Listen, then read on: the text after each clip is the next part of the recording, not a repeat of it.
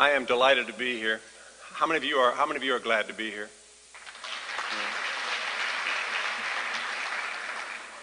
That's not because he just told you to. How many of you are glad to be anywhere? All right. Now we're getting to it. That's what I'm talking right there. Well, I am honored to be with you. They're coming.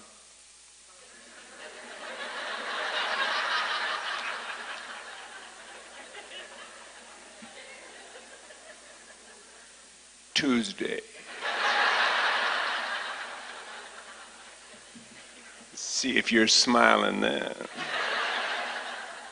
Now, you know what? Your attitude is everything, and if you just will find a way this year to keep laughing. How many of you know that if you keep your sense of humor this year, you got a good chance of making it?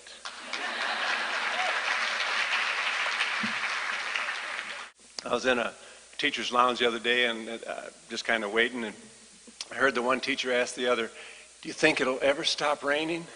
The other one said, "It always does." So that's good. And which one are you going to be this year? How many of you know that if you always do what you've always done, you'll always get what you've always gotten? Or as my wife told me with our strong-willed son, have you ever noticed when there's a strong-willed child and there's two parents, one goes crazy, the other one just chuckles a lot?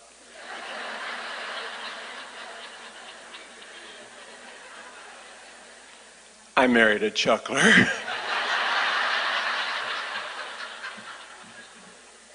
She said to me when Brandon, we've got twins, girl, boy, search, destroy.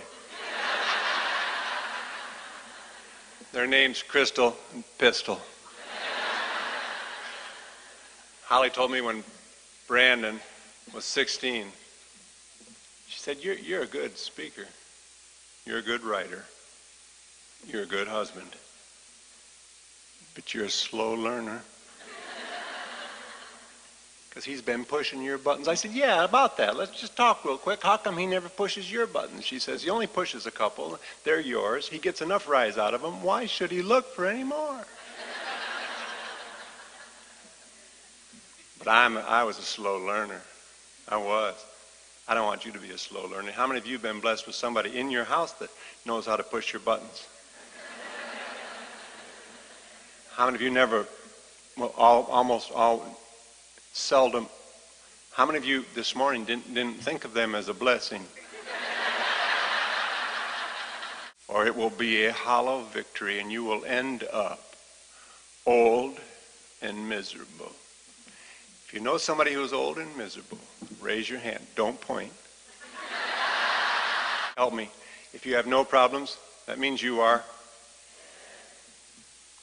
That must mean logically if you have some problems, you are a. If you're really alive, it wouldn't be a dead. Really a dead. It's alive. But thank you. All right, I appreciate it.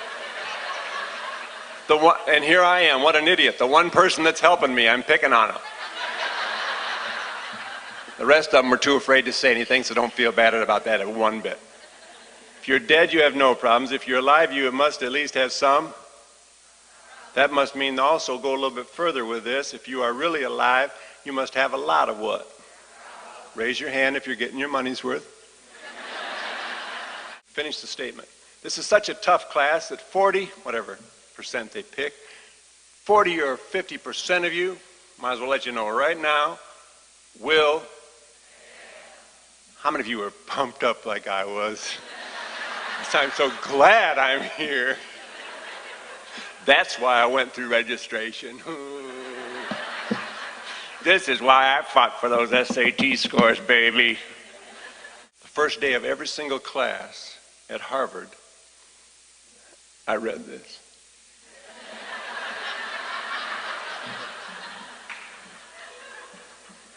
I know it's hard to figure out, but let me tell you a little secret about me academically. In high school and college, I was in the part of the class that made the upper 50% possible.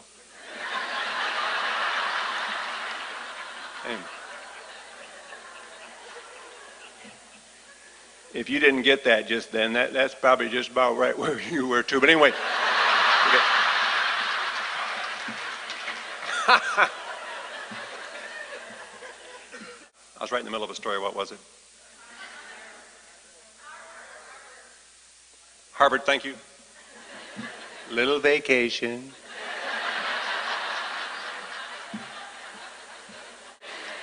But at 48, I found out I have the ADD. Stands for attention deficit. You know, this is one of the nicest auditoriums I have ever spoken in my whole life. And with the sound and the lights and everything, beautiful. Be honest, how many of you elementary teachers could have yelled out and wanted to yell out about 12 minutes ago, I could have told you he had ADD within about 2 minutes of starting time. The first day of every class at Harvard, they say every single one of you, that's 100% of you, will pass, will succeed with flying colors. We don't know how high they're going to be flying, but we know one thing. All of you will succeed. 100% of you will go on, will graduate and make it through this university if you don't get called to another one in the meantime, but all of you will do marvelous things. 100% of you are going to do great in this program. Oh, it's harder than you think. Oh, my. But you're all going to do great. You know why? Because we know potential when we see it. Welcome to Harvard. Which place do you want to go? Yeah, well, you can't. You're not smart enough. I'm just talking in general now. Can't just go by saying it. Which place are you going to be on Tuesday for every one of your students? You need to believe in your students or you shouldn't be here. You need to love them. You don't have to like them. There's not much to like about many of your students, but I'm asking you to love them. And it's okay to pray. Can't they be sick just one day? Another guy, I never should have told my kids I was going to buy that new house because my 6-year-old son keeps asking me every day, can we get it, can we get it, can we get it? You hear about this one family, they were driving down Disney World and they kept going by, how do you pronounce the name of this thing? What is it? Kissimmee. The guy ran in there, tell me please, how do you pronounce the name of this place? The guy said, Burger King. But anyway, stop, I'm trying to wrap up.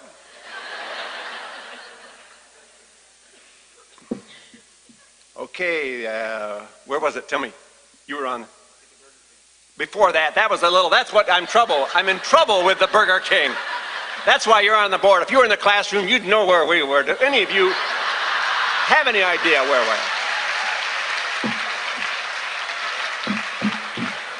And you are wonderful. I'm telling you what, for the first 5 minutes, I thought, that's Michael Douglas.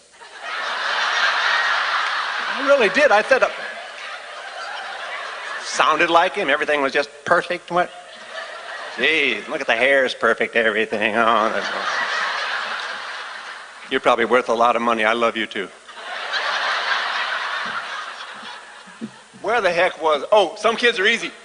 That dad. At least I know where I'm at. 800 of you don't have a clue where I'm at, for heaven's sakes. And he says, I shouldn't have told my son.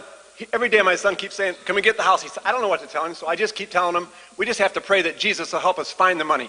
I wanted to say, if you find any extra, I'll take it. But anyway, he said, yesterday my daughter, here's why you need to be journaling every day. My daughter came home, she's 12, telling the guy. She said, Daddy, guess what we found out today is what's called Good Friday. Today is the day that Jesus died. Little boy, other room, yells right out. That's just great. Jesus is dead. We're never going to get that house now.